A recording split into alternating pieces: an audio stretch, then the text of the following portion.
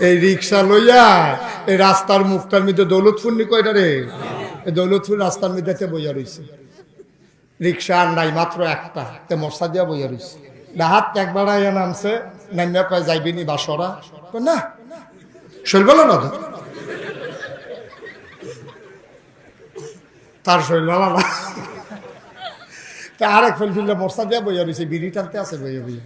হ্যাঁ গাড়ি ডাহাত খাইছিল, ব্যাগ স্যাগ আছে কিন্তু টান দিয়া দিয়েইস না, তাও না শৈলে দিলে না। কত বাড়াই দেন, বাড়াই দিলে কতই দিবেন, না হইলে 100 দিবেন। বাড়া হইলেও সর্বোচ্চ হইলে কয়টা হইব, 20 টাকা। আপ ডাউনে না হইলে কত টাকা, দাপ মারছো কখনো, কয় না হইলে 100 টাকা দিবেন। গাড়ি কি তা কস 100 টাকা, 20 টাকা, 120 কইয়া গেছে, গেছি নি কি তা কস। সিটার কি হুদা উফরে নিচে দিয়া ক। দুইটা রিক্সা থাকলে দাম একরকম, একটা রিক্সা থাকলে দাম আর। এটা আমরা দেহাত নাই দিই, ঠিক নিও নাউজুবিল্লাহ কয় না। আপনারা মনে করছেন যে হুজুরে নেতারারেও কইল রিক্সা ওরাও কইল হুজুররা কি বালা, না সব হুজুররাও বালা না। হুজুরার ভিতরে আরো বেশি জঘন্য কারবার আছে, কইলে তো আপনাকে।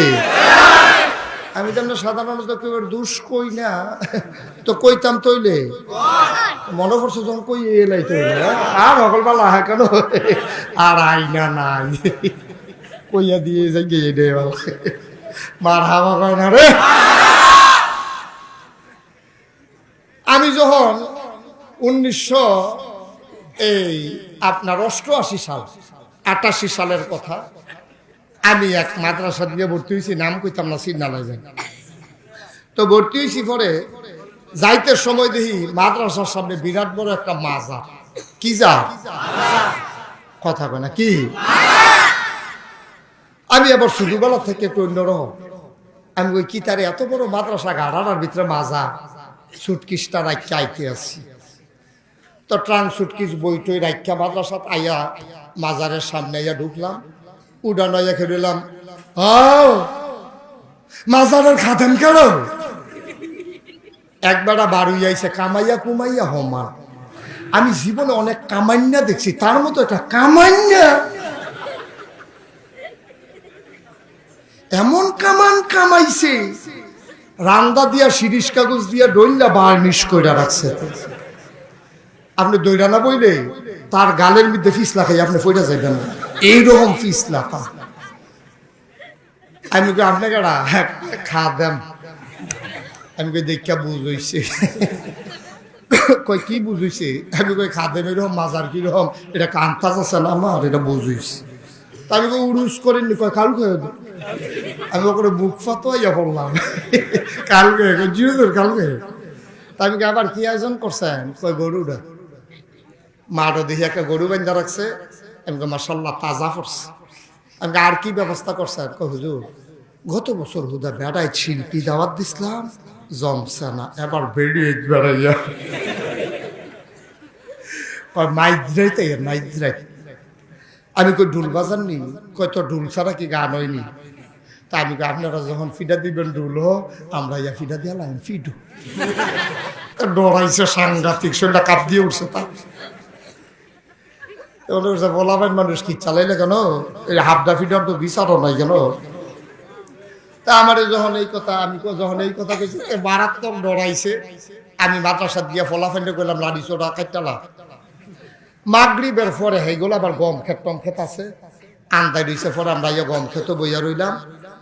মাগরিবের পরে দেখি আমদার লগে একতে পরে হাতে গজল কয়, কতক্ষণ পরে দেখিতে মিলাদ পরে। তো সব সাত গিয়া পড়ছে তার উপরে যাই আইলাম, তেহান আইসে গজল করতো আর মিলাদ পড়তো, তো ফিডা ফিডি দেওয়ার করলাম কখনো। আচ্ছা লজাই যাই কালকা তারি দিয়া ফিডা শুরু। পরের দিন যখন মাদ্রাসাত গেছে তারি জিগাইলাম, রে কালকা হ্যাঁ গজল কইছে গাড়া, অত্যন্ত করুণ সুরে, কতটা কি ধরে লাইছ, আমিও তো। আচ্ছা তুই তো মিলাদ ফরসে কাটা, আমিও দো।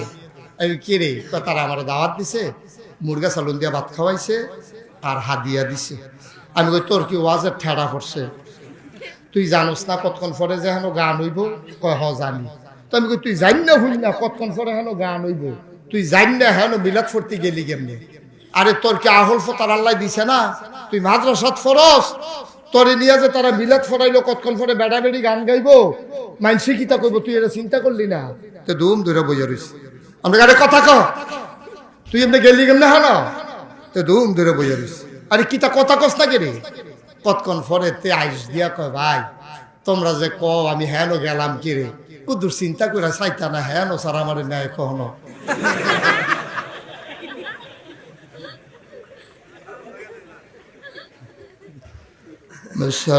মুসলমান